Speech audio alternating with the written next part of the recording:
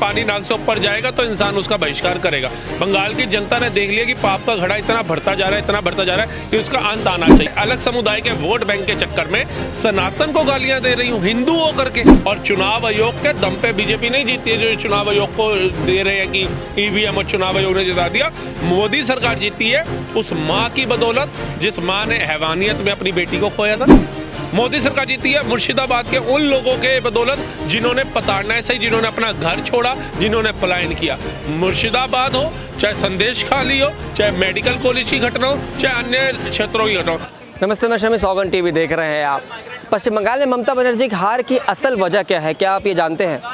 अगर आप नहीं जानते तो जानने के लिए हम इस वक्त राहुल मेहता भाई के पास आए हैं, सोशल मीडिया इन्फ्लुएंसर और पॉलिटिकल एक्सपर्ट हैं। क्योंकि ममता बनर्जी की जिस तरीके से हार हुई है ये किसी को नहीं लग रहा था।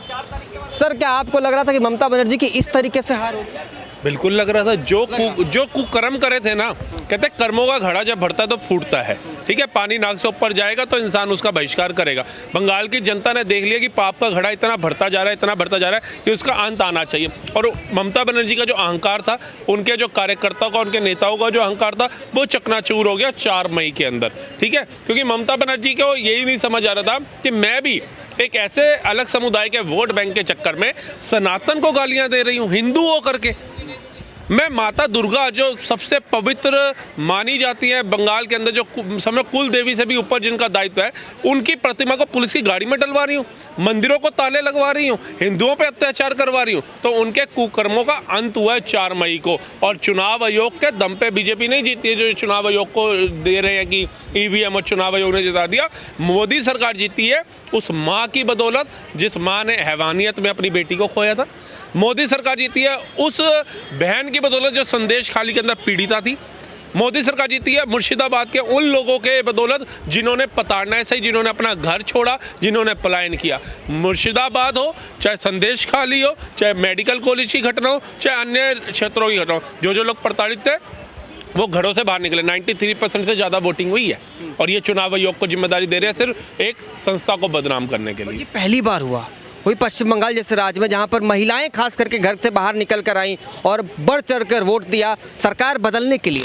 मैं वही तो कह रहा हूँ कि महिलाओं को समझ आ गया ना कि भैया हमने अपना भविष्य खराब किया, महिलाओं का शोषण देख लिया, हम अपने बच्चों का नहीं देख सकते। और वो कांग्रेस मोदी सरकार के ऊपर तंज कस रही है जो 46 सालों से बंगाल के अंदर पनपी तक नहीं है। आज तक सरकार नहीं बना पाई 46 सालों से। तो तब कौन सी ईवीएम हैक हो रही थी, तब कौन सा चुनाव आयोग खरीदा जाता, तब कौन सी मोदी सरकार थी? मोदी सरकार तो 2014 में आई है। तो बता दीजिए 46 साल से आपके लिए दरवाजे बंद क्यों थे बंगाल के? कम से कम 36-37 साल से बिहार के दरवाजे क्यों बंद थे आपके लिए? 30 साल से यूपी के दरवाजे क्यों बंद थे आपके लिए? ये बताएंगे ये लोग? ये नहीं बताएंगे। तमिलनाडु के अंदर कम से कम 45 साल से ऊपर ये सरकार नहीं बना पाए। बता दीजिए दरवाजे बंद क्यों थे? आपकी कमजोरी, आपकी भ्रष्टाचारी, आपके द्वारा कश्मीरी हिंदुओं का पलायन होते देखा जाना, आपके द्वारा बम धमाके देश में होते देखे जाना, ये सारे कारण थे कि जनता ने आपको स्वीकार करना बंद कर दिया था। आप देख रहे हैं सौगंध टीवी, सौगंध वतन की।